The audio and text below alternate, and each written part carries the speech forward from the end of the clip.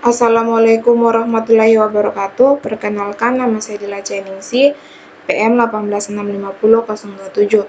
Langsung saja di sini saya akan mereview materi negosiasi dan kontrak. Selanjutnya, negosiasi.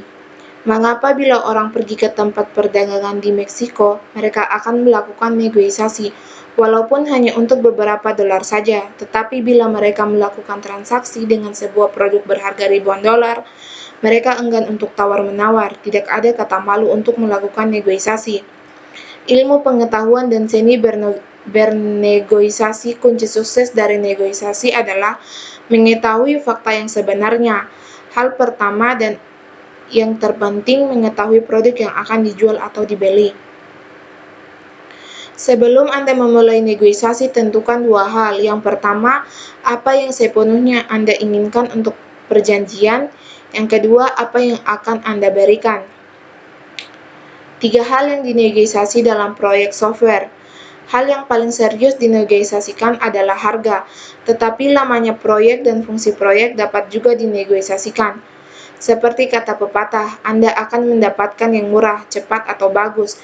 Pilih dua hal. Anda dapat menghemat uang dengan menampilkan waktu yang lebih lama, atau apabila harga terlalu mahal, perhitungkan menawar dengan kelengkapan yang lebih sedikit.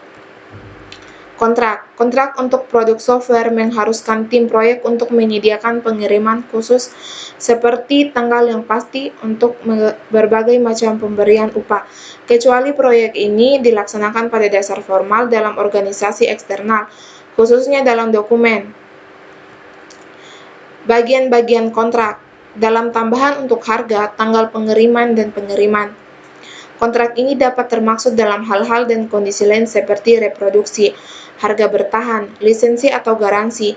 Bila kerusakan dari software dapat menyebabkan tidak hidup atau situasi kritis lain, pertanggungjawaban dari penulis harus diklarifikasikan. Kontrak harga.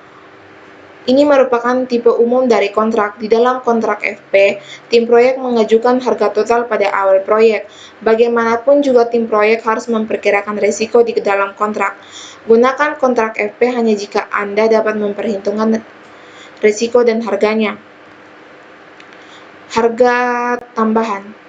Apabila risiko terlalu tinggi dalam menentukan harga tetap, tim proyek harus memilih kontrak CP. Pada kontrak CP, tim proyek menerima gaji dalam jumlah tetap per hari atau per jam, ditambah ongkos-ongkos. Biasanya perusahaan tidak membuat janji untuk berapa lama mereka membuat kontrak.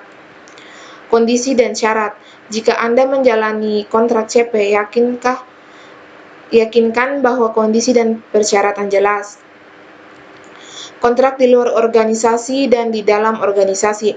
Kontrak akan diterima secara luas jika organisasi eksternal atau perusahaan menyediakan layanan proyek.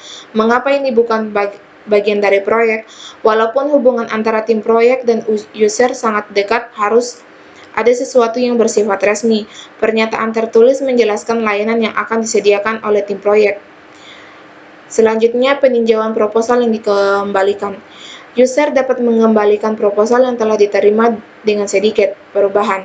Waktu yang dijadwalkan untuk anggota teknis dari tim proyek untuk meninjau sedikit perubahan susunan kata dapat berarti upaya utama. Masalah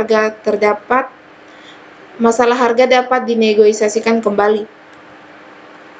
Kesimpulan untuk fase definisi. Ini akan membawa kita pada akhir fase definisi. Mari kita mengulang kejadian penting yang pernah dicapai. Ingat kembali kejadian penting yang digunakan untuk merencanakan proyek dan mengontrol kemajuan proyek. Itulah hasil review dari saya. Saya akhiri, wabillahi taufiq walhidayah. Wassalamualaikum warahmatullahi wabarakatuh.